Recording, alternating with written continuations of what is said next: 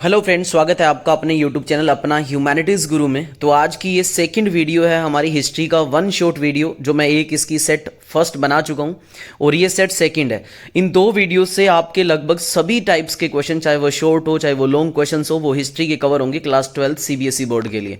तो शुरू करते हैं अपनी आज की वीडियो। सबसे पहला क्वेश्चन है हमारा, Mohenjodaro was a planned urban centre, support the statement with suitable argument.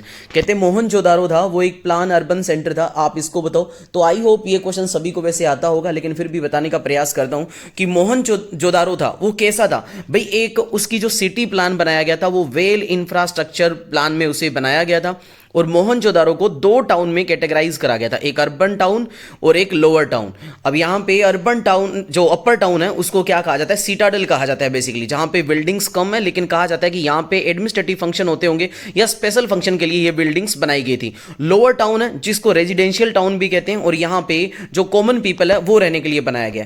दोनों की विशेषता ये है कि कंप्लीट जो सिटी है वो बहुत ही वेल डिजाइन यहां पे ड्रेनेज सिस्टम यहां पे बनाया गया, यानी कि हर घर यहां का ड्रेनेज सिस्टम से अटैच था। हर एक घर में सीवेज की प्रॉपर यहां पे व्यवस्था की हुई थी, और सभी घर यहां के जो बाथरूम थे वो बनाए हुए थे, वो ब्रिक्स से बनाए हुए थे, और जो भी बाथरूम है वो इनके कहीं ना कहीं स्ट्रीट के पास जो ड्रेन्स थी उससे अटैच करे हुए थे।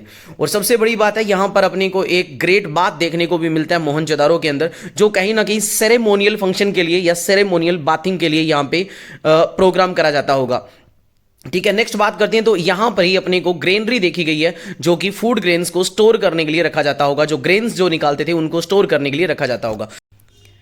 इस टाउन को ग्रिड पैटर्न में बनाया गया, ये बात भी आप लिख देना ना। ग्रिड पैटर्न का मतलब जानते हो ना कि 90 डिग्री पे, मतलब जो सड़क और जो गलियां वो एक दूसरे को काटती होती है, और सभी के जो घर होते हैं वो तो कंप्लीट इसकी इंडस वैली सिविलाइजेशन की ये पहचान है कि यहाँ पे जो घर के दरवाजे हैं वो स्ट्रीट पे खुलते थे, ना कि मेन रोड पे। नेक्स्ट क्वेश्चन की बात करते हैं, describe the teaching of Jainism.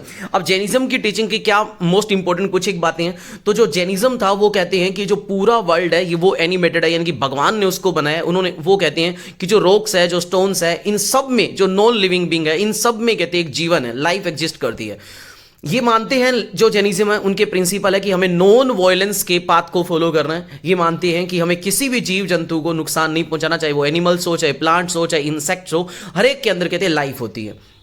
साथ ही साथ में वो कहते हैं कि हमें नाइट के टाइम में, जो प्रॉपर जैनिज्म का प्रिंसिपल है, वो कहते हैं कि नाइट को, लेट नाइट को खाना नहीं खाना चाहिए, क्योंकि इससे गलती से भी, मिस्टेक से भी हमसे कई तरह के इंसेक्ट हो सकते हैं, खाए जाए तो हम एक तरह का पाप कर रहे हैं। और ये कहते हैं कि साइकिल ऑफ आपको बर्थ और रीबर्थ से बचना है, तो वो डिपेंड करता है आपके कर्मा के ऊपर, आपके कर्म कैसे हैं वो ही कहते हैं इन चीजों को डिफाइन करेंगे। तो ये कुछ एक मेन प्रिंसिपल है जैनिज्म के लिए, आपको इन चीजों को थोड़ा सा आंखों से निकाल लेना इंपॉर्टेंट हो सकता है। ठीक है, नेक्स्ट बात करते हैं। यहां पे कुछ एक मैंने नोट डालकर कि 4 नोबल ट्रुथ क्या है बुद्धिज्म के, वो भी मैंने यहां पे बता दिए। तो 4 नोबल ट्रूथ बुद्धिज्म के है वो ये है कि पूरा वर्ल्ड है वो सफरिंग से भरा हुआ है, एक सच्चाई ये है। और कहते हैं ये जो सफरिंग हमें आ रही है ना, ये कहीं ना कहीं हमें ह्यूमन डिजायर से मिलती है, यानी कि इंसान जितनी डिजायर रखेगा उतनी उसे सफरिंग मिलेगी। और तीसरा इसमें कहा गया है कि अगर इंसान को इन डिजायरिंग से, इन सफरिंग से ओवरकम अगर पाना है तो उसे डिजायर पे कंट्रोल करना होगा। और अगर इन डिजायर पे कंट्रोल करना होगा तो उन्होंने 8 फोल्ड पाथ बताए हैं निर्वाणा के, उनको फॉलो करना होगा। यानी कि आप राइट कंडक्ट करो, राइट बिहेवियर रखो, हर काम आप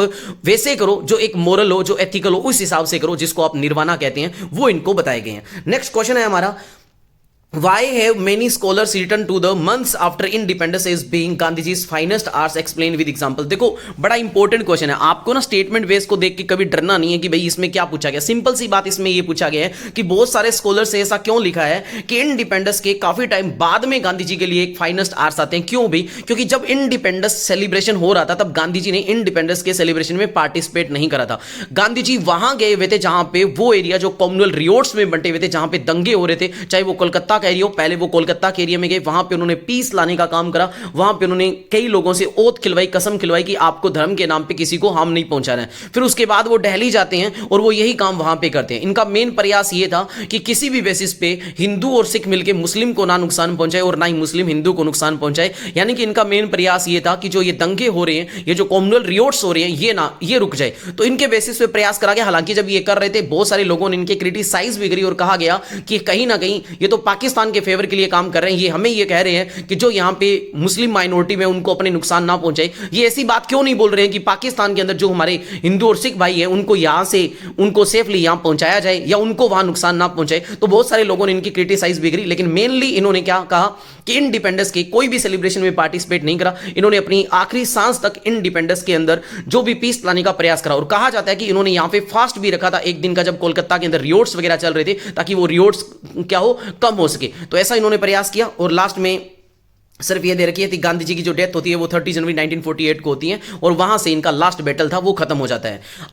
नेक्स्ट क्वेश्चन है हमारा, Kabir is known as one of the sant whose philosophy has greatly influenced the Bhakti movement, justify the statement. इस स्टेटमेंट को जस्टिफाई करो। तो भाई देखो, आपको अगर स्टेटमेंट नहीं भी समझ में आती है ना, मैं एक सिंपल सा आपको फंडा बताता हूं कि उस स्टेटमेंट को थोड़ा सा पढ़ो, आपको एटलीस्ट इतना पता चल रहा है कि कबीरदास जी के बारे में कहा गया, इतना पता चल रहा है कि कबीरदास जी एक संत थे, उनके बारे में कहा गया, और कहा गया कि उनकी फिलोसफी थी ना, वो भक्ति मूवमेंट को कहीं ना कहीं प्रभावित करती है। ये बातें अगर आपको समझ में आ रही है तो अच्छी बात है, अदरवाइज कबीरदास जी के बारे में आप जो बातें बताना वो भी लिख दोगे तो भी आपको कुछ हद तक मार्क्स मिलेंगे। क्यों? क्योंकि कबीरदास जी कौन से थे? वो संत थे जिन्होंने निर्गुण भक्ति का प्रचार प्रसार करा था। कबीरदास जी वो इंसान थे जिन्होंने कहा था कि जो आइडोल वर्शिप है ये गलत है। कबीरदास जी ने कहा था कि भगवान एक ही है, और उसके प्रति अगर हमारी सोल प्योर है ना, तो हमें उसकी प्राप्ति होगी, ना कि रिचुअल्स को परफॉर्म करने से। ये बातें भी अगर आप तोड़ मरोड़ के लिख रहे हो ना, तो भी आपको कुछ मार्क्स मिलेंगे, अगर आपको प्रॉपर क्लियर नहीं हो रहा था। तो कहने का मतलब ये है कि क्वेश्चन को, स्टेटमेंट बेस्ड को देख के डरना नहीं है, छोड़ना नहीं है उस क्वेश्चन को, जो उस चीज के बारे में आपने पढ़ रखा है वो लिखो। खैर, इस क्वेश्चन को अपने करना शुरू करते हैं। इस क्वेश्चन में ये बात बताएगी कि भक्ति मूवमेंट में एक इंपॉर्टेंट रोल प्ले करते हैं कबीरदास जी।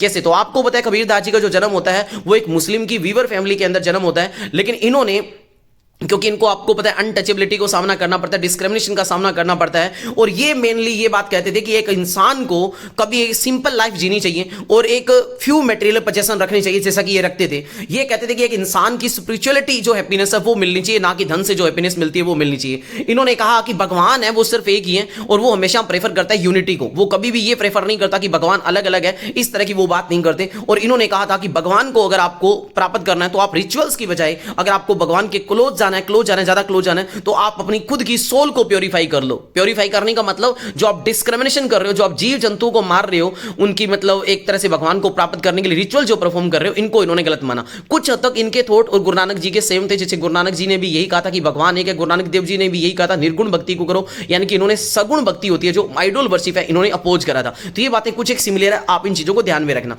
नेक्स्ट क्वेश्चन आता है हमारा, How did the rebels of 1857 give emphasis on the vision of unity?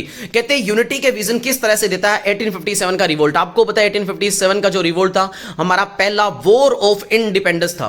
अब इसमें यूनिटी का रिप्रेजेंटेशन कैसे देता है? तो आपको पता है इस 1857 के रिवोल्ट में ना तो हिंदू, ना मुस्लिम, ना सिख, किसी के बीच में कोई भी तरह का भेदभाव नहीं था। सभी ने सिर्फ एक ही सोचा कि हमें हमारा जो पहले का जो रूल है वो ही वापस लेके आना है। इसीलिए इन्होंने मुगल अंपायर बहादुर शाह जफर को, आपको पता है, लीडर चुना था, क्योंकि वो चाह रहे थे कि हमारा जो पहले का रूल है हमारी कंट्री में वही वापस होना चाहिए। यहां पर कोई भी डिस्क्रिमिनेशन नहीं था, यहां पर हिंदू और मुस्लिम मिलकर लड़ रहे थे।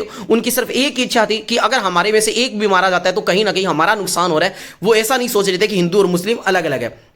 इन्होंने जो इश्तिहार वगैरह लॉन्च करे, निकाले, उनमें भी मेन यही यूनिटी लाने का प्रयास करा। उनमें भी इन्होंने जो मेन अपनी हेडिंग्स डाली, इन्होंने मेन जो बातें लिखी वो यही थी, मेन जो बातें सामने लेके कि हमारा जो पहले का रूल है वो आए, यानी कि जिस पर्टिकुलर एरिया में हमारा लीडर पहले रूल करता था वही रूल वापस आए, और वही रूल में मेनली मुस्लिम रूलर थे। तो कहीं भी ऐसी फीलिंग नहीं थी कि मुस्लिम और हिंदू अलग अलग थे। ये तो बाद में ब्रिटिशर्स ने प्रयास करा था कि अगर भाई यहाँ पे इंडिया में रूल कर रहे हैं ना, तो कहीं ना कहीं अपने को एक थ्योरी लेके आनी है, और वो कौन सी, डिवाइड एंड रूल वाली, तब बाद में लेके आएंगे। तो यहाँ पे ऐसा कुछ भी देखने को नहीं मिलता है। तो ये बातें आप आंखों से निकाल सकते हो। किसी भी मेरे भाई या बहन को नोट्स चाहिए तो आप लिख देना, पर पहले प्रयास करना वीडियो देख लो। क्यों वीडियो देख लो? क्योंकि मैं क्वेश्चन से रिलेटेड बातें भी आपको बताता चलूंगा, तो वो आपको हेल्प हो जाएगी। बाकी नोट्स आप ले सकते हो, डिस्क्रिप्शन में मेरे नंबर दिए होंगे, कॉन्टैक्ट करो, व्हाट्सएप पे आपको नोट्स भेज दिए जाएंगे। नेक्स्ट क्वेश्चन की बात करते हैं। Explain the argument given in favour of strong centre in the constituent assembly. Constituent assembly में वो आर्गुमेंट बताओ जिनके कारण आपको स्ट्रॉन्ग सेंटर के फेवर में थे। भाई स्ट्रॉन्ग सेंटर के फेवर में सबसे बड़े दो इंसान के नाम लिखना भूलना ही मत, जवाहरलाल नेहरू और डॉक्टर भीमराव अंबेडकर। इसके अलावा एक बालकृष्ण शर्मा करके इंसान थे, वो और थे हमारे बालकृष्ण शर्मा, ही ना कहीं नाम ना गलत, हाँ जी बालकृष्ण शर्मा जी थे। इन तीनों ने ये कहा था कि हमें सेंटर को स्ट्रॉन्ग करना है। भाई कहा क्यों गया सेंटर को स्ट्रॉन्ग? क्योंकि इन दोनों ने मेन, जो जवाहरलाल नेहरू है और लाल बहादुर शास्त्री जी है, और इवन चाहे बालकृष्ण शर्मा जी, इन्होंने ये कहा था कि अगर सेंटर स्ट्रॉन्ग होगा तो कहीं ना कहीं हमारे देश के टूटने का डर नहीं रहेगा। क्योंकि अभी हमारा देश आजाद हुआ तो बहुत सारे एरिया जो इकोनॉमिकली बैकवर्ड है, बहुत सारे एरिया ऐसे जहां पे रिसोर्सेज प्रॉपर है ही नहीं, तो हो सकते हैं उनको लगे कि कि हमें अलग ही हो जाना चाहिए, क्यों ना अपने अलग ही देश बना ले। तो इसीलिए अगर फाइनेंशियली डिस्ट्रीब्यूट अच्छे से करना है, रिसोर्सेज का डिस्ट्रीब्यूशन अच्छे से करना है और साथ ही साथ में पूरे देश को यूनाइट करना है, तो फिलहाल सेंटर का स्ट्रॉन्ग होना जरूरी है। ये मेन कंसर्न था जवाहरलाल नेहरू और डॉक्टर भीमराव अंबेडकर का। सेम ऐसे ही बालकृष्ण शर्मा जी कहते हैं कि अगर हमें देश को जोड़ना है, अगर हमें हर एक एरिया का इक्वल डिस्ट्रीब्यूशन करवाना है, इकोनॉमिक ग्रोथ करवानी है और रिसोर्सेज का इक्वल डिस्ट्रीब्यूशन कराना है, तो ज्यादा पावर सेंटर के हाथ में होनी चाहिए ताकि वो किसी भी रिसोर्सेज को यूटिलाइज करे हर एक स्टेट के डेवलपमेंट के लिए। तो ये प्रयास शुरुआत में करा गया था, ये बातें आपको ध्यान रखनी है।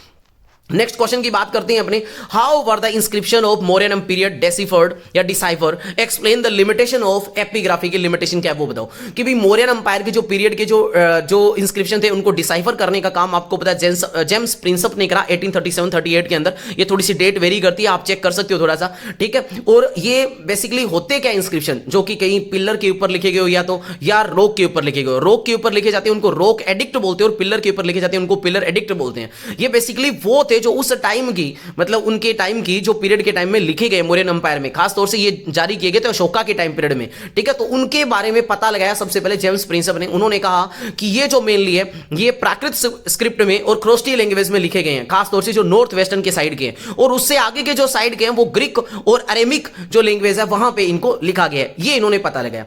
अब ये पता तो लगा लिया और ये बहुत बड़ी खोज थी अपने आप में। जब आप किसी की स्क्रिप्ट और लैंग्वेज का पता लगा लेते हो तो आप उनकी सोशल कंडीशन कैसी थी, उन्होंने क्या कुछ पर्टिकुलर लिखा, उनके बारे में पता चल जाता है। लेकिन कहीं ना कहीं इसकी लिमिटेशन क्या थी एपिग्राफी की, कि जो वर्ड लिखे गए थे ना वो अभी बहुत कमजोर हो चुके थे, जिसके लिए यहां पे वर्ड यूज करा गया वेरी फेंट, यानी कि वो बहुत कमजोर थे। तो कई लेटर्स यहां पे टूट गए थे। अब लेटर्स टूटने से इन्होंने मतलब तो निकालने का प्रयास करा, लेकिन एक प्रॉपर एग्जैक्ट मीनिंग नहीं निकाल पाई है। ये इनकी कमी रही है, ये आपको ध्यान में रखना है।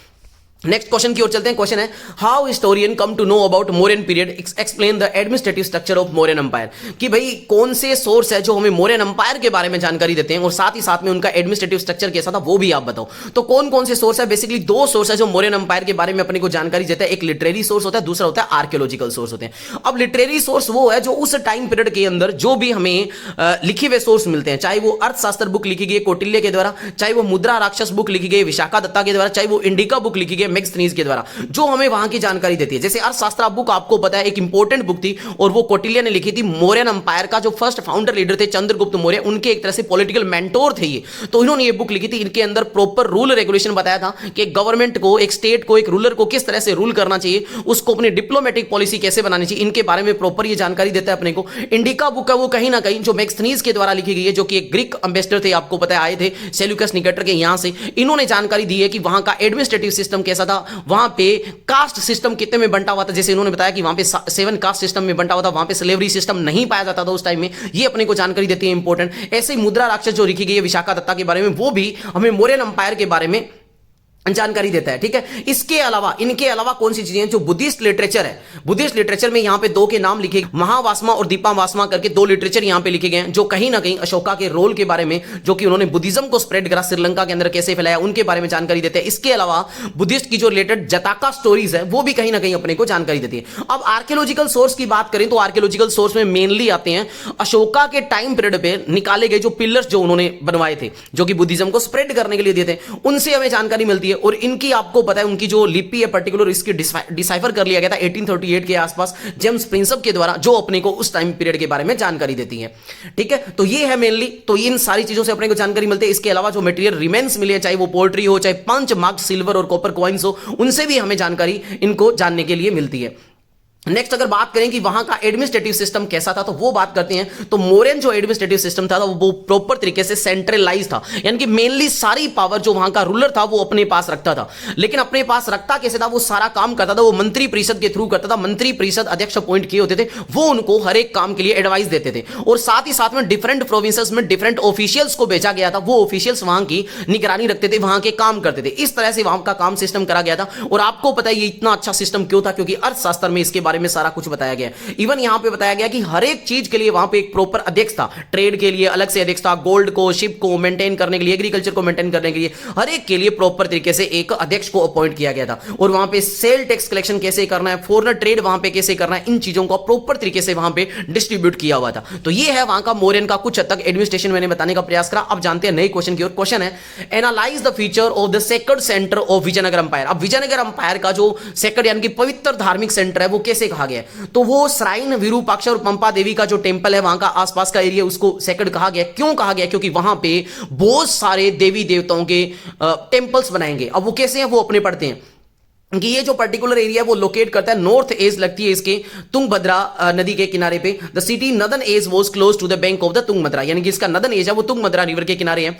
और इसका जो ग्राउंड है वो अनइवन और हिली पाया जाता है। और इस किंगडम में बाली और सुग्रीव का कहा जाता है कि रामायण के अंदर बताया गया कि ये पर्टिकुलर एरिया कहीं ना कहीं बाली और सुग्रीव से बिलोंग करता था। ठीक है, आगे बात करते हैं। तो कुछ यहां पे बातें चलती है, लीजेंडरी जो बातें चलती है वो कहते हैं कि यहां की जो लोकल मदर गॉडेस है वो पंपा देवी है। और यहां पे उन्होंने बहुत तपस्या थी विरूपाक्षा से शादी करने के लिए, यानी कि भगवान से शादी करने के लिए। और इसीलिए यहां पे दोनों के मंदिर बनाए गए। और यहां पे विरूपाक्षा टेंपल पर एनुअली सेलिब्रेशन भी होता है, यहां पे इनकी वेडिंग को सेलिब्रेट करा जाता है।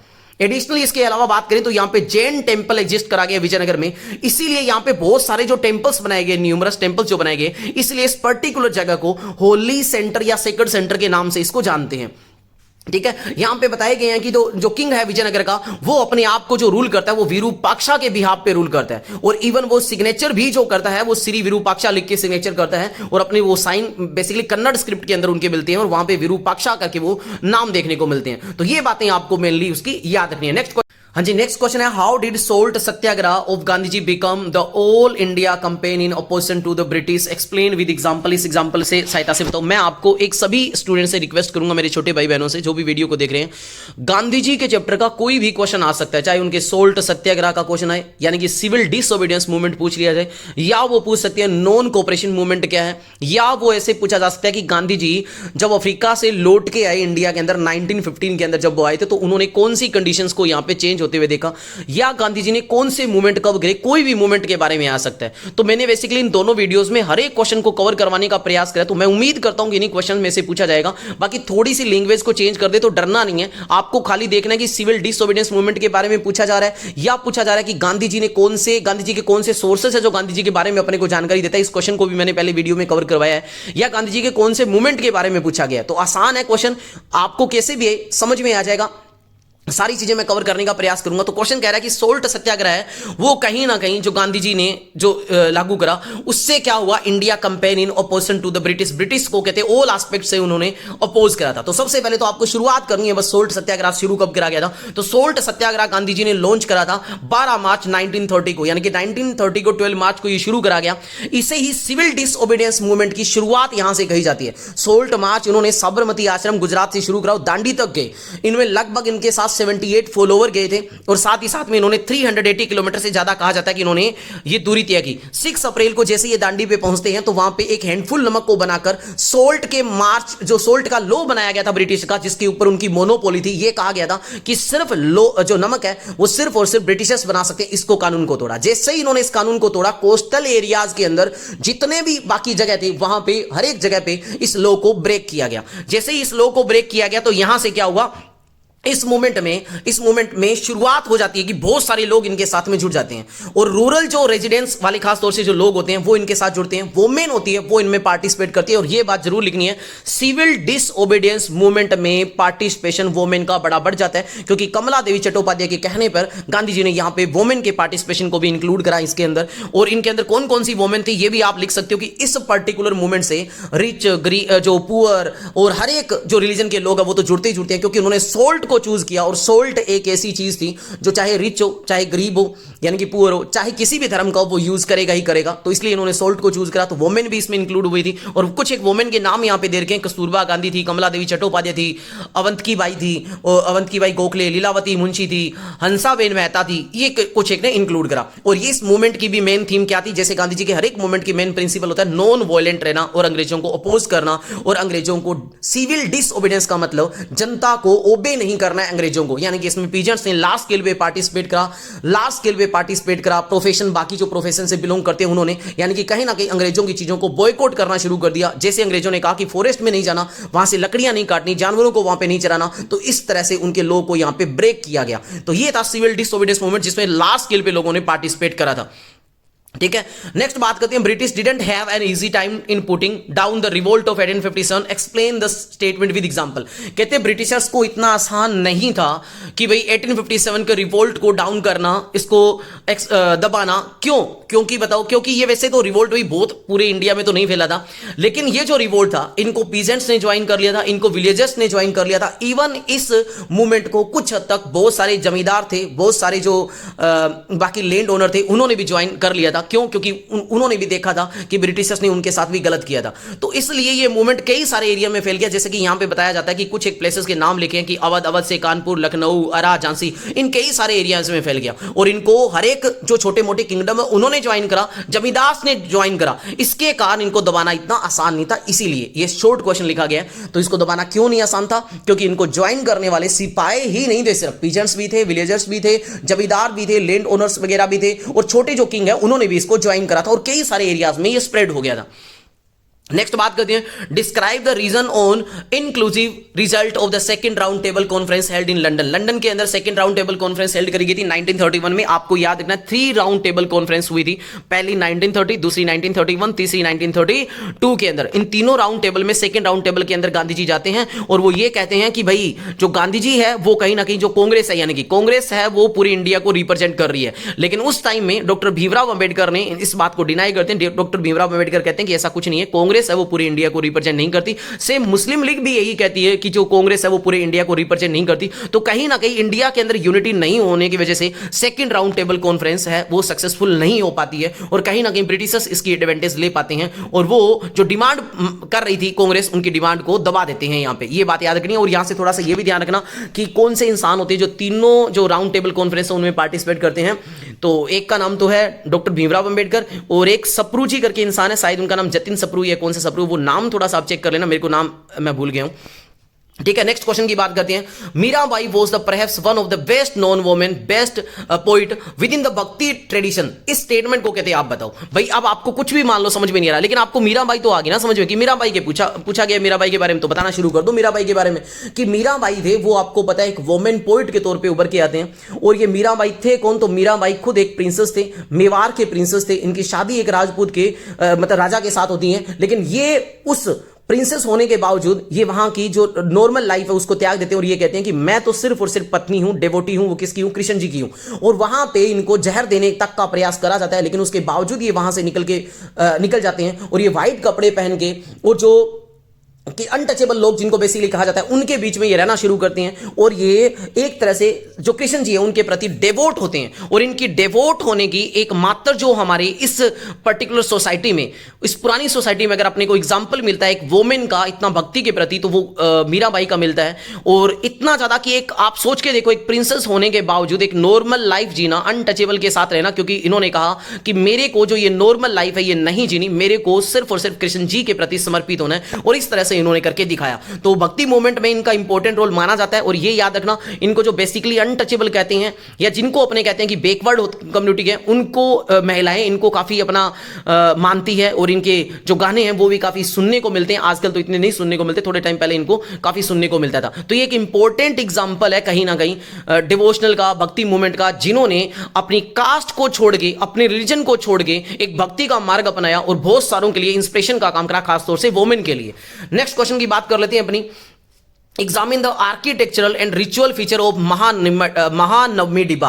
अब महानवमी डिब्बा क्या है उसके बारे में अपनी बात कर रहे हैं। तो महानवमी डिब्बा है वो बेसिकली 11,000 स्क्वायर फीट चौड़ा और 40 फीट ऊंचा ये बनाया गया है। ये एक कॉम्प्लेक्स स्ट्रक्चर है जिसके 2 दीवार बनाई गई है, पहले एक वॉल फिर बीच में स्ट्रीट है और फिर एक दीवार बनाई गई है। इसके ऊपर है एक वुडन का स्ट्रक्चर बनाया गया था प्लेटफॉर्म के ऊपर। ये बात आपको याद रखनी है, ये बातें आपको इंपॉर्टेंट है वो लिखनी है कि महानवमी डिब्बा है उसमें कहा जाता है कि कुछ एक रिचुअल्स यहां पे परफॉर्म्ड करी जाती होगी। जैसे कहा जाता है कि यहां पर जो सितंबर और अक्टूबर का महीना है वहां पे दशहरा यहां पे सेलिब्रेट होता होगा, ठीक है, यहां पे दुर्गा पूजा होती होगी, या यहां पे नवरात्रा और महानवमी की यहां पे पूजा होती होगी। इसके अलावा कहा जाता है कि विजयनगर के किंग इस पर्टिकुलर चीज को क्यों बनाया होगा कि अपनी प्रेस्टाइज को शो करने के लिए, अपनी स्वचरनिटी, अपनी पावर, अपनी डोमिनेंस को शो करने के लिए बनाया होगा।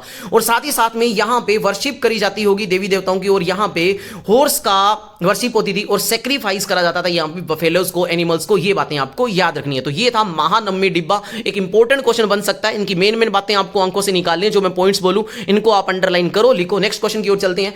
महात्मा Gandhi's own role was vital in the growth of Gandhian nationalism, but it also depend on his follower. Explain the statement with example. देखो कहते हैं बेसिकली तो कहते हैं महात्मा गांधी जी का जो वाइटल रोल था ना, वो कहीं ना कहीं उनकी खुद की गांधीयन नेशनलिज्म पे था, लेकिन कहीं ना कहीं वो अपने फॉलोअर पर भी डिपेंड थे। तो कैसे भाई? तो सिंपल सी बात है, कहते हैं गांधी जी इंडिया के अंदर जब रिटर्न करते हैं तो वो देखते हैं कि कहीं ना कहीं भी इंडिया के ऊपर कंप्लीटली ब्रिटिशर्स का रूल हो चुका है। वो एक पढ़े लिखे इंसान थे, तो वो जानते थे कि कहीं ना कहीं हमें कौन सी पॉलिसी को बनाना है जिससे क्या करेंगे हम ब्रिटिशर्स को यहां से निकाल पाएंगे। तो सबसे पहले वो शुरुआत क्या करते हैं? सत्याग्रह लॉन्च करते हैं। और सत्याग्रह का मतलब उनका ये कि था कि नॉन वॉयलेंट तरीके से हमें ब्रिटिशर्स को अपोज करना है, हमें उनकी बातों को नहीं मानना।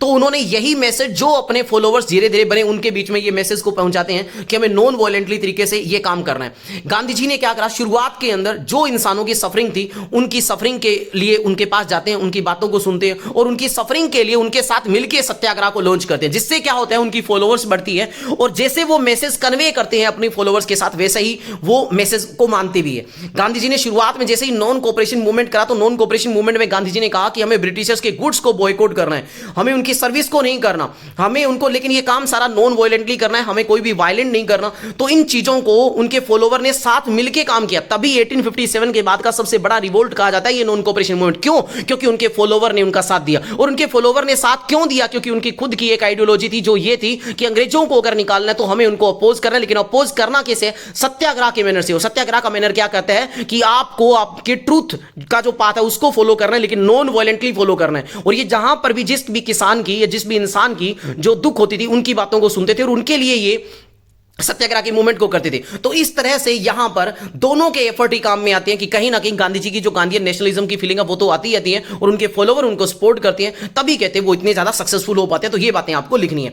नेक्स्ट क्वेश्चन है हमारा, the similarities in the pattern of revolt of 1857 in different places live partly in its planning and coordination. यानी कि क्वेश्चन बोला गया है कि जो पैटर्न है 1857 का डिफरेंट प्लेसेस पे, वो कहीं ना कहीं पार्टली प्लानिंग और कोऑर्डिनेशन करके किया गया था। बताओ कैसे? कि मतलब अलग अलग प्लेस पे 1857 में रिवोल्ट हो रहा है, तो वो कैसे हो सकता है? भी आज के टाइम पे तो हमारे पास मैसेज को कन्वे करने के लिए मोबाइल फोन है, बहुत सारे इंटरनेट के सोर्सेज है जिनसे अपने क्या कर सकते हैं, मैसेज को बहुत जल्दी पहुंचा सकते हैं, जो भी अपने को कर सकते हैं ना। मीडिया बहुत ऐसी बनी हुई है, सोशल मीडिया, लेकिन उस टाइम ऐसे नहीं थी।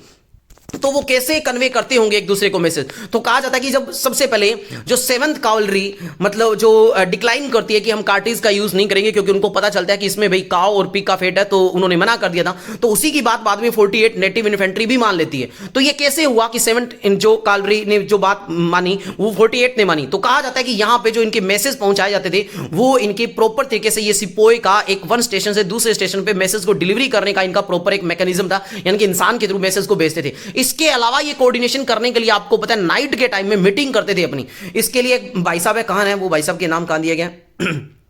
हाँ, लास्ट में दिया गया कि बोल नाम का एक भाई साहब था अंग्रेज, उसने कहा था कि ये कानपुर जो स्पॉय लाइंस है ये नाइट को ओवरनाइट अपनी मीटिंग करती है। तो उस मीटिंग में कहीं ना कहीं मैसेज को कन्वे करा जाता है। और एक यहां से पता चलता है कि कैप्टन जो हियर्सी है, जब ये म्यूटिनी की शुरुआत होती है तो उसकी जो प्रोटेक्शन करते हैं वो इंडियन सबॉर्डिनेट ही करते हैं। जबकि इंडियन सबॉर्डिनेट कैसे कर सकते हैं जबकि रिवोल्ट तो शुरू हो रहा है? तो यहां पर इंडियन सबॉर्डिनेट ही प्रोटेक्शन के लिए क्यों आते हैं? क्योंकि ये कहीं ना कहीं से उनकी पहले से कहते हैं माइंडसेट था। इसके अलावा आप ये भी बातें लिख सकते हो कि कोऑर्डिनेशन करने के लिए, कम्युनिकेशन करने के लिए डिफरेंट मेथड का यूज करते हैं। जैसे आग को जलाना, शाम के टाइम में ये आग जलाने का मेथड इंडिकेट करते थे कि आग अगर जल गई तो दूसरे वाले देखते थे कि आग जलती हुई अपने को इंडिकेट कर रहा है कि वो कुछ ना कुछ काम कर रहे हैं। साथ में ये एक एरिया से दूसरे एरिया पे घोड़े पे चलने वाले बंदे को भेजा जाता था कि मैसेज को कन्वे करा जाए, एक एरिया से दूसरे एरिया में मैसेज को भेजा जाए। या नाइट मीटिंग जो होती थी वो इंपॉर्टेंट थी, वो भी कहते मैसेज स्प्रेड करने का काम ये करते थे। नेक्स्ट क्वेश्चन है हमारा, there were not only rumours but sound basis which led to the people to revolt in 1857, explain the statement. कहते भाई ठीक है, ये बात तो है कि रूमर्स थी, लेकिन कहते र्यूमर को कुछ साउंड बेस भी मिला जिसके कारण 1857 का रिवोल्ट हुआ। तो वो साउंड बेस देने वाले रीजन कौन से थे? तो भाई देखो 1857 का रिवोल्ट होता है, सबको पता है, उसमें कई सारी र्यूमर काम करती है। वो र्यूमर क्यों काम करी? जैसे र्यूमर ये फैली थी कि भाई काव और पिग का जो फेट है वो यूज करा जा रहा है गोली को बनाने के लिए, कारतूस को बनाने के लिए। तो इसको लोगों ने क्यों मान लिया? इसको लोगों ने क्यों मान लिया कि जो हमारे पास आटा आ रहा है उसके अंदर काव और पिग के जो बोन्स है उनको पीस के मिलाया जा रहा है। इसको लोगों ने क्यों मान लिया? इसको लोगों ने इसलिए मान लिया क्योंकि साउंड बेस उन्हें यह मिल रहा था कि कहीं ना कहीं पे वो वेस्टर्न एजुकेशन इंप्लाई कर रहे थे, थोप रहे थे। कहीं ना कहीं उन्होंने जो नवाब थे अवध के, उनको ये कहते हुए कि भाई ये प्रॉपर रूल नहीं कर रहे, उनको वहां से निकाल दिया गया था। कहीं ना कहीं तो उन्होंने देखा कि भाई किस तरह से हमारे साथ गलत किया जा रहा है। कहीं ना कहीं उन्होंने देखा कि क्रिश्चियनिटी के जो मिशनरीज है वो आए हुए हैं और वो अपने धर्म को अपनाने की बात कर रहे हैं और ये वेस्टर्न एजुकेशन को हमारे ऊपर थोप रहे हैं। तो ये सारे जो चीजें वो देख रहे थे, वो सती प्रथा को जो वो बंद करने के लिए काम कर रहे थे, डाउरी सिस्टम है उनको बंद करने के लिए जो वो काम कर रहे थे, इन सब चीजों को देख के उनको लग रहा था कि कहीं ना कहीं ये जो हमारी चीजें हैं ना, इनको खत्म करना चाह रहे हैं। इसीलिए हो सकता है सच में ये जो र्यूमर्स है वो र्यूमर्स नहीं है, एग्जैक्टली उनको मान के काम किया गया। तो यही बातें मैंने इसमें लिखी है, आप चाहो तो इनको आंखों से निकाल लेना। नेक्स्ट क्वेश्चन की बात करते हैं। अपने क्वेश्चन है, archaeologists have used evidence from material remains to piece together parts of Harappan history, justify the statement with reference to the principle of classification। कहते भी आर्कियोलॉजिस्ट ने ना जो भी एविडेंस मिलते हैं, जो भी मटेरियल मिले उन्हें हड़प्पा के बारे में, उनको टुगेदर एक साथ करा और उनसे कहते हैं हमें जानकारी मिलती। तो बताओ कैसे? तो अब अपने बात कर लेते हैं इस क्वेश्चन की। तो हड़प्पा कहते हैं एक आर्कियोलॉजिकल साइट थी, पंजाब के अंदर मिली थी, जो आज के अंदर पाकिस्तान के अंदर। इसे इंडस वैली सिविलाइजेशन भी कहते हैं। सबसे पहले इसकी जो काम करा था वो अलेक्जेंडर कनिंघम ने करा था। और ये बात आपको याद रखना, इंडिया में एएसआई को फाउंड कब करा गया? 1861 के अंदर। और पहले जो एएसआई है उनके जो जनरल थे वो किसको बनाया गया था? अलेक्जेंडर कनिंघम को। उसके बाद में जॉन मार्शल आए थे और उसके बाद में आरएम विलर आए थे। इन तीनों को आपको ध्यान रखना है, तीनों ने क्या क्या काम करे, थोड़े थोड़े चेंज करे थे, वो मैं आपको शायद प्रीवियस वीडियो में मैंने एक्सप्लेन किया। अगर नहीं किया तो मैं प्रयास करूंगा कि एक शॉर्ट क्वेश्चंस की लेके आऊं, वहां पे एक्सप्लेन कर दूं, एमसीक्यूज की लेके आऊं। आर्कियोलॉजिस्ट ने कहते रिकवर करें जो भी आर्टिफैक्ट मिले, जो भी उन्होंने क्लासिफाई करा फाइंडिंग्स को, उन्होंने क्या करा कि सबसे पहले जो उनको मटेरियल्स मिले, जैसे मान लो स्टोन मिला, उनको क्ले की कोई चीज मिली, मेटल की कोई चीज मिली, बोन की मिली, उन्होंने उनको क्लासिफाइड करते गए, उनको रखते गए। बाद में उन्होंने ये क्लासिफिकेशन करने का प्रयास करा कि इन जो भी हमें ये मटेरियल्स मिल रहे हैं, ये जो आर्टिफैक्ट है, ये एक्चुअल में यूज किस लिए होते होंगे? क्या ये ऑर्नामेंट थे या वो किसी न किसी पर्टिकुलर रिचुअल के लिए उनको यूज करा जा रहा होगा? तो आर्कियोलॉजिस्ट ने यहां पे जो आर्टिफैक्ट मिल रहे थे उन सबको कंबाइंड करके यहां पे स्टडी करने का प्रयास करा, जिनसे हमें कहते इसके बारे में जानने को हेल्प मिलती है। नेक्स्ट क्वेश्चन थोड़ा सा चेंज करके पूछा गया है कि हड़प्पन जो स्क्रिप्ट है वो कहते अपने आप में एक एनिग्मेटिक स्क्रिप्ट है। एनिग्मेटिक का मतलब है जिसको प्रॉपर अपने जान नहीं पाए हैं। कहते स्टेटमेंट को जस्टिफाई करो। कहते भाई हड़प्पन के अंदर बहुत सारे सिंबल्स यूज हुए हैं, वो सिंबल्स बहुत छोटे छोटे सिंबल्स भी है और इनको डिसाइफर अभी तक किया नहीं गया। अगर डिसाइफर इनको किया नहीं गया तो लाइंस के तौर पर जो सील्स पे लिखा गया था उनसे अपने आइडिया लगाते हैं कि हो सकता है कि ये लाइन से ये कहीं ना कहीं जो ओनर है उसका नेम और उसके टाइटल के बारे में बताती हो, लेकिन अपने एक्यूरेटली तो नहीं कह सकते ना, क्योंकि ये डिसाइफर तो है ही नहीं। और यहां पे बहुत सारे स्कॉलर ने सजेस्ट करा कि जो ये मोटिफ जो बनाए गए हैं, जानवर की फोटो वगैरह सील्स पे लगाए गए हैं, ये कहीं ना कहीं किसी चीज को इंडिकेट कर रही है। बट किसको इंडिकेट कर रही है? क्या ये इंडिकेट इसको कर रही है कि उस टाइम में वो होली एनिमल था? क्या वो इसको इंडिकेट कर रही है कि उस टाइम में वो एनिमल पाया जाता होगा? ये तो बात पक्का है कि पाया जाता होगा, लेकिन एक्चुअल में वो इंडिकेट क्या करता है ये नहीं पता चल रहा है। और यहां पे जो साइंस है उनमें से सबसे ज्यादा जो साइन यूज हुए वो 26 साइन यूज हुए, जो लॉन्गेस्ट कंटेनिंग साइन है, जो कहीं पर इंस्क्रिप्शन में अपने को देखने को मिले हैं, लेकिन वो आज तक पढ़ी नहीं गई है। और सबसे बड़ी बात है यहां पे अल्फाबेट तो यूज करे ही नहीं गए, साइन यूज करेंगे और वो लगभग 400 साइंस यूज करेंगे। तो जब तक साइंस का पता ही नहीं लगेगा अपने को, किसी उनकी स्क्रिप्ट को डिसाइफर नहीं किया जाएगा, तब तक ये कहीं ना कहीं जो हड़प्पन स्क्रिप्ट है वो अपने लिए एक कैसी बन के रहेगी भाई? ये अपने लिए बन के रहेगी एक एंगीमेटिक, यानी कि वो स्क्रिप्ट जिनके बारे में अपने को कोई नॉलेज नहीं है, अपने कुछ पता नहीं लगा सकते, कुछ बता नहीं सकते प्रॉपर। नेक्स्ट क्वेश्चन है हमारा, describe any 3 innovations that the rulers of Vijayanagara introduce in the construction of temple. कि टेंपल्स को कंस्ट्रक्शन करने में विजयनगर के रूलर्स ने कौन सी 3 चीजें नई लेके आए? भाई एक तो वो नई लेके आए कि यहां पे जो आर्किटेक्ट था ना वो कहीं ना कहीं इंडो इस्लामिक आर्किटेक्चर स्टाइल में बनाए जा रहे थे। यहां पे जो स्ट्रक्चर था टेंपल का वो बहुत बड़ा हो रहा था। सबसे बड़ी और इंपॉर्टेंट बात, गोपुरम और मंडप इनमें बनाए जा रहे थे और टेंपल्स थे वो कहीं ना कहीं राजा की पावर को सिंबल करने के लिए यूज करे जा रहे थे यहां पे।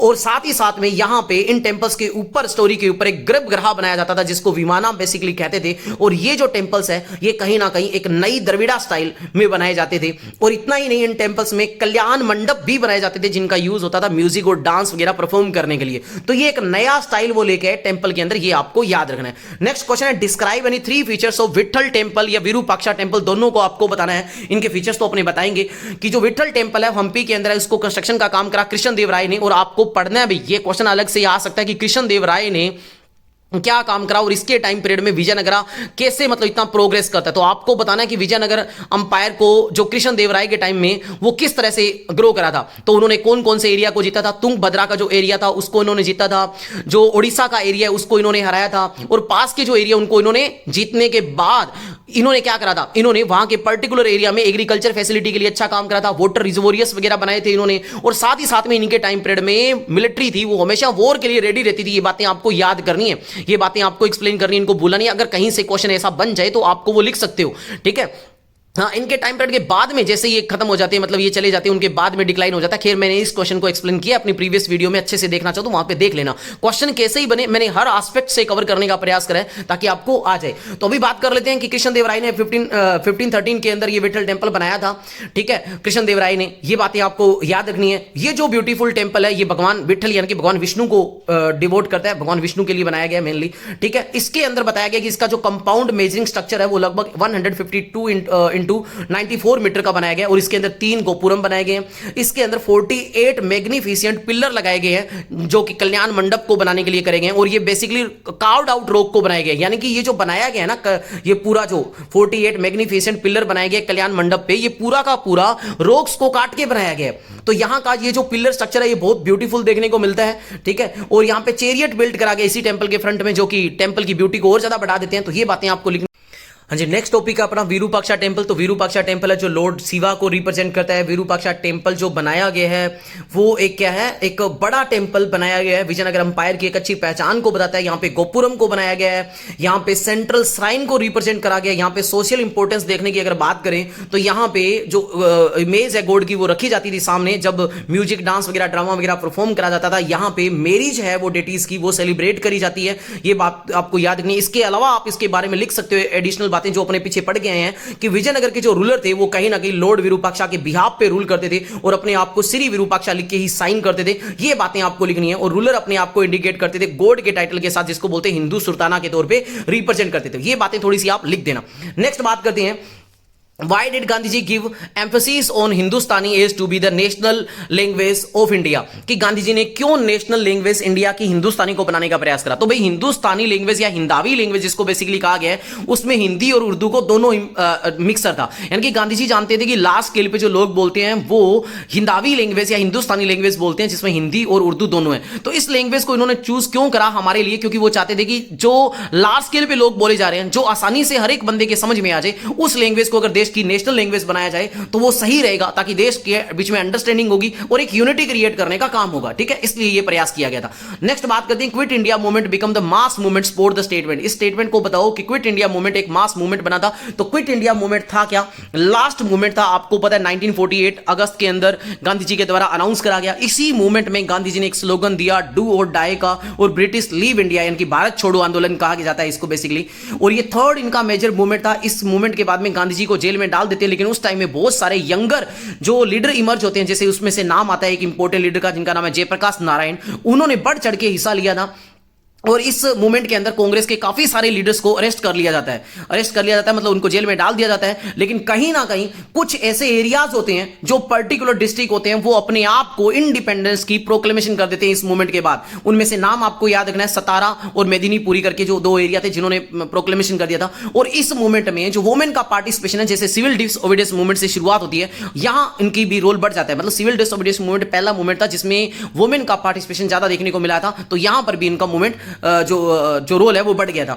जब कांग्रेस के लीडर को जेल में डाला गया था, तो यहां पर बस एक ही गलत बात हुई थी कि मुस्लिम लीग ने अपने पैर ज्यादा पसारे थे। मुस्लिम लीग जिसको जो मोहम्मद अली जिन्ना था, उसने कह के कहीं ना कहीं टू नेशन थ्योरी की बात यहां पे रख दी थी। तो ये बातें थोड़ी सी आपको याद रखनी है, जिसमें बाद में कांग्रेस जब आया तो उन्हें जो ये लीग थी उसके साथ काफी कुछ नेगोशिएशन करना पड़ा। तो ये लास्ट मूवमेंट था, ठीक है। नेक्स्ट बात करते हैं, why did talukdar and sepoys of Awadh join the revolt of 1857। भाई सिपोइज ने क्यों ज्वाइन करा, ये बातें तो आपको पता है। ये सिपोइज ने इसलिए ज्वाइन करा क्योंकि उनके साथ भेदभाव होने लग गया था, उनको सैलरी कम मिल रही थी। उन्होंने ये भी देखा था कि भाई जो रॉयल इनफील्ड नाम की जो एक कार्टिजार है उसको मुंह से खोलना पड़ेगा, और उसके अंदर जो लेप लगा है वो कहीं ना कहीं किसका लगा हुआ है, काव और पिग का फेट लगाया हुआ है। तो ये चीजें उनको लग रही थी। और साथ ही साथ में इस टाइम पीरियड के जो यहाँ के जो ब्रिटिश ऑफिसर्स थे वो डिस्क्रिमिनेशन करते थे इनके साथ, इनको एक तरह से ह्यूमिलिएट करते थे जो हमारे ऑफिसर थे उनको एक तो रैंक कम देते थे, एक इनको इंफीरियर फील कराते थे और खुद को सुपीरियर फील करवाते थे।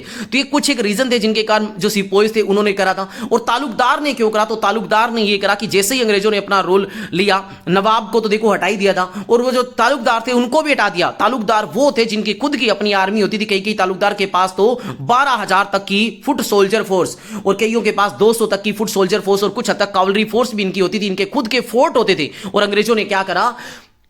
समरी सेटलमेंट के थ्रू ऐसा काम करा था कि उन्होंने क्या करा, इनको परमानेंट तरीके से हटा दिया और कहा कि भाई तुम तो टेम्परेरी चीज हो। इनको हटा दिया गया, कहा कि हम खुद रहेंगे, जिससे क्या होगा कि इनकी जो पावर है वो कम होगी और हम किसानों टैक्स वगैरह भी कम लेंगे। ऐसा कुछ कर करा के इनको हटा दिया गया, जिसके कारण तालुकदार के अंदर कहीं ना कहीं गुस्से की भावना आ जाती है कि भाई जब इनकी आर्मी ही ले ली गई, इनके फोर्ट को डिस्ट्रॉय कर दिया गया, इनकी जो भी चीजें थी वो इनसे छीन लेगी, तो इसलिए ये एक पावरलेस हो जाते हैं अपने आप में, तो इसलिए ये मूवमेंट करते हैं। तो ये दोनों की बातें मैंने बता दी, आप इन बातों को थोड़ा सा ध्यान रखना और लिख सकते हो आप मेन बातें। सिपोही की बातें तो लगभग सभी को पता होगी कि उनके साथ फिजिकल वायलेंस तक होने लग गया था, उनको मारने लग गए थे, उनको इंफीरियर कहते थे। साथ ही साथ में वो र्यूमर्स वाली बात भी आप इसमें जोड़ सकते हो कि जब उनको पता चला था कि कहीं ना कहीं आपको एक कार्टिज आ रही है जिसमें काऊ और पिग का फेट लगा हुआ है।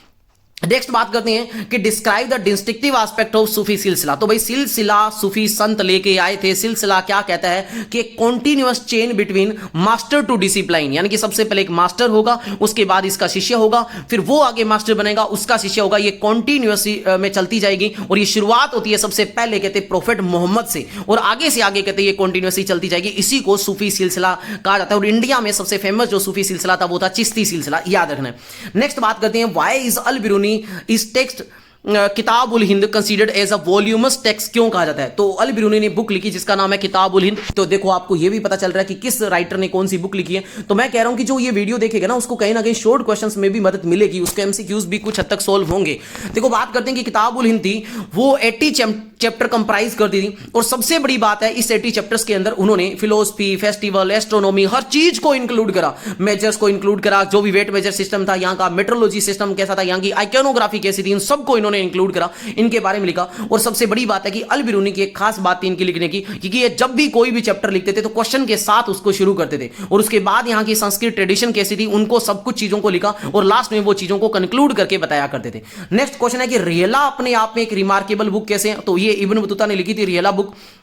और रियला बुक ये 14th सेंचुरी में जब यहाँ आते हैं तो ये लिखते हैं इंडियन सब कॉन्टिनेंट की कल्चर के बारे में, सोशल लाइफ के बारे में बताते हैं, और साथ ही साथ में इस बुक से पता चलता है कि उन्होंने कहाँ कहाँ विजिट करा, सीरिया गए, इराक गए, पर्शिया, यमन, ओमानिया, इंडिया, इनके बारे में लिखते हैं। और इसके अलावा एक्स्ट्रा भी आप लिख सकते हो कि आपको पता है रियला बुक में इब्न बतूता ने इंडिया के सोसाइटी के बारे में बताया। इन्होंने बताया कि इंडिया के अंदर किस तरह का उस टाइम में पोस्टल सिस्टम कितना एडवांस था। उन्होंने इंडिया के कुछ एक जो फ्रूट वगैरह देखे उनके बारे में इन्होंने बताया। इंडिया की मार्केट किस तरह के थे, दिल्ली या दौलताबाद थी, उनके बारे में इन्होंने इसके अंदर बताया। तो ये बातें भी आप एडिशनली इसके अंदर डाल सकते हो।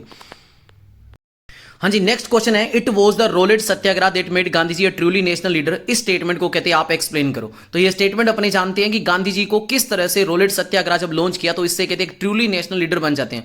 तो सबसे पहले आपको ये ध्यान रखना है कि रोलेट एक्ट लागू कर दिया गया था मार्च 1919 के अंदर, किसके द्वारा? अंग्रेजों के द्वारा, जो एक ऐसी पावर देता था ब्रिटिश ऑफिसर्स को कि अगर कोई भी आपको काम ऐसा लगे जो अंग्रेजों के खिलाफ है तो आप उसे विदाउट ट्रायल इंसान को अरेस्ट कर सकते हो।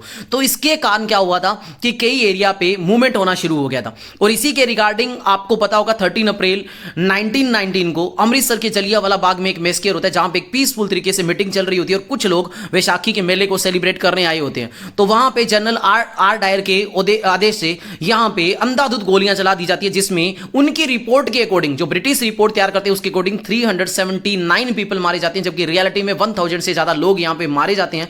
तो इसके बाद में गांधी जी एक रोलेट एक्ट के अगेंस्ट में मूवमेंट लॉन्च करते हैं, और उस मूवमेंट का जो काम होता है वो क्यों होता है कि भाई ये जो जलियांवाला मैसेकर किया गया ये गलत था, और एक जो इन्होंने रोलेट एक्ट जो लगाया गया ये गलत था, और इसीलिए गांधी जी मूवमेंट लाते हैं। उसका नाम था नॉन कोऑपरेशन मूवमेंट, जो 1920 में लॉन्च करा जाता है। तो यहां से आपके ये क्वेश्चन भी हो गया कि रोलेट एक्ट था क्या, जलियांवाला बाग मैसेकर किया था, और नॉन कोऑपरेशन मूवमेंट कब शुरू किया गया? अब ये नॉन कोऑपरेशन जो मूवमेंट शुरू करा गया था ये 1857 के बाद का सबसे बड़ा रिवोल्ट था, जिसको इतने लार्ज स्केल पे लोगों ने ज्वाइन करा गया था, और इसको बाद में कोल्ड ऑफ कर दिया गया था खैर 1992 में, क्योंकि ये वायलेंट मूवमेंट में बदल गया था।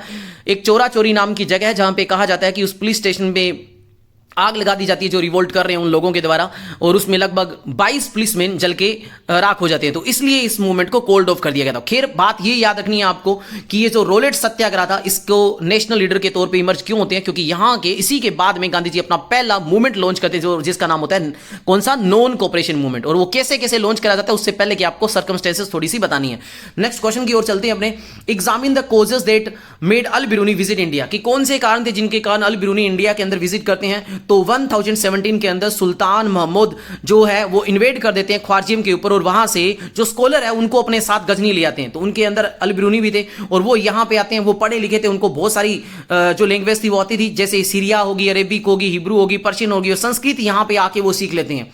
इसके अलावा मैथमेटिशियन, एस्ट्रोनॉमी और मेडिसिन के बारे में नॉलेज लेके आना चाहते हैं। तो अल बिरूनी ने बहुत सारे ईयर्स यहाँ के ब्राह्मण के साथ में स्पेंड करे और यहाँ पे उनकी रिलीजन के बारे में जाना, और इंडिया के बहुत सारे एरिया को इन्होंने कवर करा। तो ये कुछ एक सर्कमस्टेंसेस थी जो आए कैसे। तो आने वाली सर्कमस्टेंसेस को कवर करने के बाद अपनों ने एक्स्ट्रा 2-3 लाइनें लिखनी है, क्योंकि तभी अपना आंसर अच्छा लगेगा ना और कवर भी हो पाएगा। नेक्स्ट है, why did Jaipal Singh plead for the protection of tribes in the constitute assembly, explain any 2 reason. कहते कोई 2 रीजन बताओ कि जयपाल सिंह ने ऐसी प्लीड क्यों करी कि भी ट्राइब को कॉन्स्टिट्यूट असेंबली के अंदर कुछ स्पेशल प्रोटेक्शन दिया जाए। तो भी जयपाल सिंह ने यहां पे ये जो डिमांड करी ये सही थी। जयपाल सिंह ने कोई ऐसी डिमांड नहीं करी कि भी हमें सेपरेट इलेक्टोरेट दिया जाए, बल्कि जयपाल सिंह ने कहा कि हम तो पिछले 5-6 हजार सालों से ही हमारा तो एक्सप्लॉयटेशन होता आ रहा है, हम जंगल में रहते हैं, और जब भी वहां पे कोई भी नया सेटलमेंट आता है तो हमें जंगल से डिस्प्लेस कर दिया जाता है, हमारे पास कोई भी राइट नहीं होते, हमारे पास लिटरेसी रेशो हमें नहीं मिलती, हमें पर्टिकुलर हमारे वेलफेयर के लिए गवर्नमेंट के द्वारा काम नहीं करवाए जाते। तो अगर ऐसा रहा तो हमारा डेवलपमेंट कैसे होगा। तो कहीं ना कहीं इन्होंने बात करी कि हमें रिजर्वेशन दिया जाए ताकि हमारी जो राइट है वो प्रोटेक्शन मिले, हम भी एक रह के हमारी लिवलीहुड अच्छे से चला पाए। तो ये जयपाल सिंह ने प्लीड करा था। तो ये बातें आपको निकालनी है। नेक्स्ट था, इसी में और मैं क्वेश्चन डाला था कि ऑब्जेक्टिव रिजोल्यूशन क्या था, जवाहरलाल नेहरू ने इसको कब रखा था। तो ऑब्जेक्टिव रिजोल्यूशन था 13 दिसंबर 1946 को, यानी कि थर्ड मीटिंग जो कॉन्स्टिट्यूट असेंबली की थी उसमें रखा था। तो यहां से आपको यह भी ध्यान रखना है कॉन्स्टिट्यूट असेंबली की फर्स्ट मीटिंग कब हुई थी, 9 दिसंबर को हुई थी, और उसमें हमारे टेम्परेरी प्रेसिडेंट बनाए गए थे डॉक्टर सच्चिदानंद सिन्हा को, और उस मीटिंग को मुस्लिम लीग ने बॉयकॉट करा था। दूसरी जो मीटिंग हुई थी 11 दिसंबर को, उसके अंदर हमारे परमानेंट जो प्रेसिडेंट थे कॉन्स्टिट्यूट असेंबली के, उनको बना दिया गया था डॉक्टर राजेंद्र प्रसाद को। और तीसरी मीटिंग ये होती जिनमें ऑब्जेक्टिव रिजोल्यूशन को रखा था। और ऑब्जेक्टिव रिजोल्यूशन में इन्होंने क्या क्या बातें की, इन्होंने कहा कि ऑब्जेक्टिव रिजोल्यूशन के अंदर ये बातें रखी कि इंडिया आज से इंडिपेंडेंट है, सोवेरेन रिपब्लिक कंट्री है, यानी कि इंडिया के अंदर जस्टिस, इक्वालिटी, फर्टिनिटी भी हम बना के रखेंगे। ये बात भी इन्होंने बोली कि हम इस माइनॉरिटीज है उनको एक एडिक्वेट सेफगार्ड प्रोवाइड करेंगे, उनके वेलबींग के लिए काम करा जाएगा, जो बैकवर्ड क्लास है, डिप्रेस्ड क्लास है, उनके लिए काम करा जाएगा, और हमारे देश में लिबरल आइडियाज ऑफ डेमोक्रेसी को अडॉप्ट करा जाएगा, यानी कि कहीं ना कहीं हमारा सोशल आइडियाज के बिहाफ पे काम करा जाएगा, इकोनॉमिक जस्टिस हर किसी को मिलेगा, और कहीं ना कहीं हमारी गवर्नमेंट है वो फ्रीली होकर काम करेगी। ये बातें यहां पे बताएगी। ये बातें आपको ध्यान रखना। ऑब्जेक्टिव रिजोल्यूशन जो 13 दिसंबर 1946 को जो कॉन्स्टिट्यूट असेंबली के अंदर आया उसके अंदर बात रखी गई थी। नेक्स्ट क्वेश्चन है, describe the elements considered by historian to analyze Mahabharata, state the efforts of VS Sukthankar and his team for the preparation of critical edition of Mahabharata. Question बड़ा इंपॉर्टेंट है, ये थोड़ा सा देख लेना कि भी महाभारत जो लिखा गया वो आपको पता है कि पहले संस्कृत में था, बाद में भी संस्कृत में लिखा गया, लेकिन बाद में संस्कृत में थोड़े से काफी कुछ चेंज करा गया, और इतनी टफ संस्कृत नहीं थी, थोड़े से वर्ड आसान करेंगे। और ये काम होता है लीडरशिप में, किसकी लीडरशिप में शुरू होता है 1919 के अंदर वीएस सुथंकर के अंडर एक टीम बनाई जाती है जिसके अंदर काफी सारे स्कॉलर की टीम होती है, और वो यही काम करती है कि हमें जो भी महाभारत के बारे में जो भी हमें डिफरेंट लैंग्वेज में, चाहे वो तमिल में मिले चाहे वो अदर लैंग्वेज में मिले, उनको हमें बैठ के कंपाइल करना और एक बनाना है। शुरुआत में कहा जाता है कि इस महाभारत के अंदर 10,000 से कम वर्सेस थे, लेकिन बाद में जब इसको कंपाइल करा गया तो इसके अंदर लगभग 1 लाख वर्सेस आ गए, और इसमें 13,000 पेजेस में इसको कवर करा गया है, जिसमें 6,000 पेजेस, लगभग आधे से ज्यादा जो पेज है वो तो मेनली इसलिए ही इसमें डाले गए हैं क्योंकि इसमें बहुत सारी चीजें हैं ना जो बाद में वेरी करी गई है। यानी कि साउथ इंडिया के अंदर जो टेक्स्ट मिलता है, नॉर्थ इंडिया में मिलता है, या किसी और इंडिया के पार्ट में जो टेक्स्ट मिलता है, उनमें राइटर्स में लिखी हुई कुछ बातें अलग है, तो उनको फुट नोट के तौर पे यहां पे लिखा गया, और इसको बनाने में लगभग 47 ईयर्स का टाइम लगा, और इसको इस तरह से एक्सटेंसिवली बनाया गया कि जो जो मनुस्क्रिप्ट हमें तमिलनाडु, कश्मीर, नेपाल या डिफरेंट पार्ट्स में मिली, उन सबको कंपाइल करने का काम करा। तो ये था वो एक काम, जिससे कारण क्या होता है कि जो भी हमें, और साथ ही साथ में ये बात और लिखनी है कि जब इसको लिखा गया महाभारत को, तो इसमें ध्यान दिया गया कि इसको दो पार्ट में बेसिकली डिवाइड करने का प्रयास करा। एक वो पोर्शन जिसमें नैरेटिव बात लिखी गई यानी कि स्टोरीज को एक्सप्लेन करा गया, एक वो पोर्शन जिसमें डिडक्टिक एक्शन यानी कि वो जिसमें नॉर्म्स और वैल्यूज को दिखाया गया। हालांकि यहां पे कोई वाटर टाइट रूल नहीं है, कई बार ऐसा था कि जो डिडक्टिक जो पार्ट था उसके अंदर भी इन्होंने कौन सी स्टोरी वाली पार्ट को डाल दिया, और जो यहां का स्टोरी वाला पार्ट था उनके अंदर नॉर्म्स और वैल्यूज को भी बता दिया। तो इन बातों को थोड़ा सा आपको ध्यान देना है और लिखना है कि 13,000 से ज्यादा पेजेस में लिखे गए, इसमें 1,000 पेजेस जो पेजेस है वो इंक्लूड करा गया है। इसमें डिफरेंट जो भी अपने को जो मनुस्क्रिप्ट यानी कि जो हाथों से लिखे गए टेक्सुअल बने उन सबको इंक्लूड करा के इसको बनाने में 47 साल लगे थे। इसकी एक पूरी टीम थी जो वीएस सुथंकर के लीडरशिप में बनाने का काम किया था। ये सारी बातों को आपको लिखना है। नेक्स्ट बात करते हैं, Sufism evolved as a reaction to the growing materialism to the caliphate as a religious and political institution. यानी कि सूफीज्म कैसे इवोल्व हुआ और ये कैलिफेट के अगेंस्ट में हुआ। जैसे इनमें पहले कैलिफेट या खलीफा बोलते हैं उसका रूल चल रहा था, उसके अकॉर्डिंग यहां का रूलिंग सिस्टम था। बाद में जो सूफीज्म आया उन्होंने कुरान का अपना मतलब निकाला और उन्होंने कहा ये जो कैलिफेट के अकॉर्डिंग जो रूल कर रहे हैं, जो मेटरलिज्म को हायर करते हैं, मतलब इनकी प्रॉपर्टी होती है, सब कुछ रूल कर रहे हैं, कहते हैं ये सब कुछ बकवास है। कहते हैं अगर कोई भगवान को याद कर रहा है तो उसको तो कहीं ना कहीं एस्केटिज्म होने चाहिए, यानी कि भगवान के प्रति डिवोट होना चाहिए, उसको मेटेरियलिज्म को हायर नहीं करना चाहिए, मतलब ये प्रॉपर्टी वगैरह उसको नहीं रखनी चाहिए। तो इन्होंने कुरान की स्टडी अपने अकॉर्डिंग करी और ये 11वीं सेंचुरी में सूफीज्म इवोल्व हुआ, जिन्होंने कहीं ना कहीं एक नई बॉडी आई, जो नई प्रैक्टिस तरीके से उन्होंने बताया कि आपको कुरान की स्टडी कैसे करनी है और आपको साल्वेशन के लिए कैसे आपको साल्वेशन प्राप्त करनी है। यानी कि इन्होंने कहा कि अगर साल्वेशन आपको करना है तो ये समा परफॉर्म करते थे। समा का मतलब क्या होता है? समा का मतलब होता है बेसिकली जो भगवान के प्रति म्यूजिक और डांस वगैरह करके ये पूजा करते थे और एक एस्केटिज्म फॉर्म के तौर पे ये भगवान को मानते थे, यानी कि एकदम लीन होकर तपस्या वगैरह करना ये मानते थे। ठीक है, और इनकी एक खुद का सूफी सिलसिला इन्होंने चालू करा जो आगे से आगे मास्टर टू डिसिपाइल इनका चलता था। तो ये इन्होंने बताया और ये नॉर्मल क्या करते थे, इनका जो स्पेशल रिचुअल थी वो क्या थी कि ये पेस्ट क्लोथ्स जो पहनते थे, शेविंग करते थे अपने सर की, एकदम सर मुंडवाते थे, ओपन किचन चैरिटी चलाते थे जिसमें सारे लोग आके खाना वगैरह खाते थे। तो ये आया था सूफीज्म जो कि कैलिफेट के कहीं ना कहीं अगेंस्ट में आया। कैलिफेट वो था जो पुरानी रीति रिवाज चल रही थी, जिनके अंदर जो बाबे वगैरह होते थे वो क्या करते थे, जो इनका एक कैलिफेट पद बना हुआ था उसके अकॉर्डिंग वो रूल करते थे, जिनकी प्रॉपर्टी भी होती थी उसके अकॉर्डिंग वो मस्जिद वगैरह बनाते थे और वो सब कुछ चलाते थे। तो इन्होंने एक नया मतलब निकाला, नया इन्होंने साल्वेशन का पाथ बताया, वो था सूफीज्म। नेक्स्ट बात करते हैं, chain of grievances in Awadh link the prince talukdar peasant and sepoys to join hands in the revolt of 1857 against the British. देखो ये बात मैंने लगभग आपको बता दी है कि तालुकदार ने क्यों ज्वाइन करा, क्योंकि उनके फोर्ट उनके किले वगैरह ले लिए गए थे, उनको हटा दिया गया था। ठीक है, और साथ ही साथ में उनको बीच में और पीजेंट्स ने क्यों ज्वाइन करा, क्योंकि उन पे ऊपर टैक्स ज्यादा थोप दिया गया था। कहा तो ये गया था कि जो तालुकदार वगैरह को हटा रहे हैं, लैंडलॉर्ड्स वगैरह को जो हम हटा रहे हैं वो इसलिए हटा रहे हैं कि तुमसे टैक्स कम लेंगे, लेकिन एक्चुअल में टैक्स कम नहीं किया गया बल्कि टैक्स को बढ़ाया गया, इसलिए उन्होंने ज्वाइन करा। और साथ ही साथ में यहाँ पे सिपोइज ने क्यों ज्वाइन करा इसके बारे में तो मैंने पूरा ऑलरेडी बता चुका हूं, तो ये सारा सारा उसी को क्वेश्चन है, ये थोड़ा सा ध्यान दे लेना। ठीक है, आप और यहां पे इनकी जो पॉलिसी है ना, डॉक्ट्रीन ऑफ लेफ्ट्स, थोड़ा सा आंखों से निकाल देना। सब्सिडरी अलायंस पॉलिसी थी, डॉक्ट्रीन ऑफ लेफ्ट्स थी, वो क्या थी? डॉक्ट्रीन ऑफ लेफ्ट्स बेसिकली पॉलिसी थी, वो क्या थी? डॉक्ट्रीन ऑफ लेफ्ट्स ये थी कि किसी भी सुल्तान के रूलर के अगर उसके उत्तराधिकारी नहीं है तो उसकी प्रॉपर्टी किसको चली जाएगी? ब्रिटिश कंपनी को चली जाएगी या ब्रिटिश सर को चली जाएगी। ये चीजें आपको ध्यान रखनी है।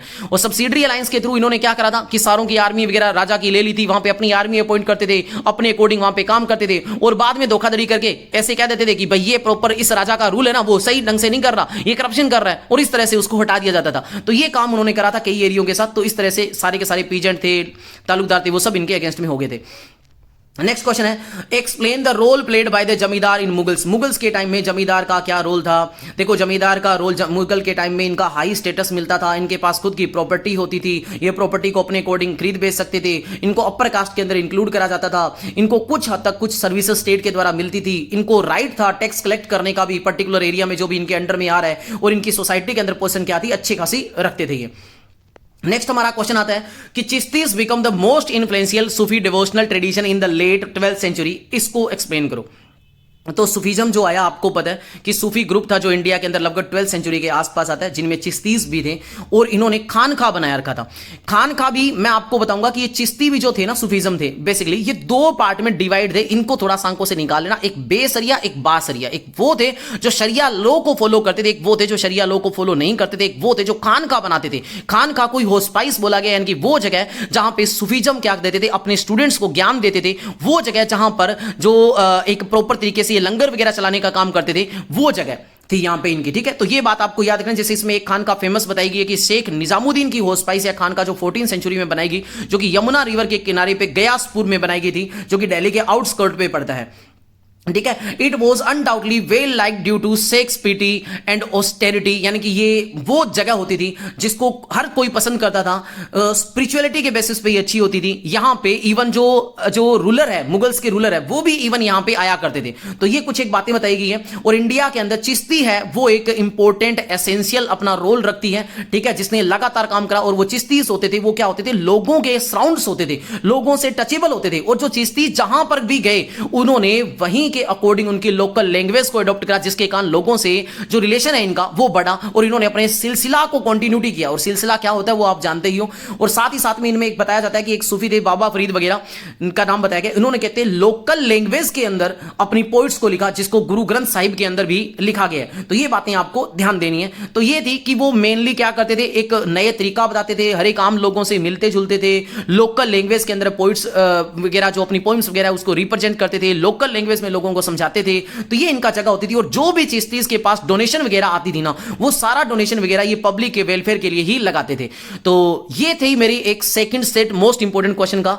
आई होप आपको समझ में आया होगा। और अगर आपको अच्छा लगा तो कमेंट जरूर करें, ताकि मेरे को भी मोटिवेशन मिले और नई वीडियोस लेके आता रहूं। और दोनों वीडियोस हम्बल रिक्वेस्ट है कि जरूर देखें, ताकि आपके लगभग क्वेश्चंस कॉन्सेप्ट कवर हो। मिलते एक नए टॉपिक में नई वीडियो के साथ। जय हिंद, जय भारत।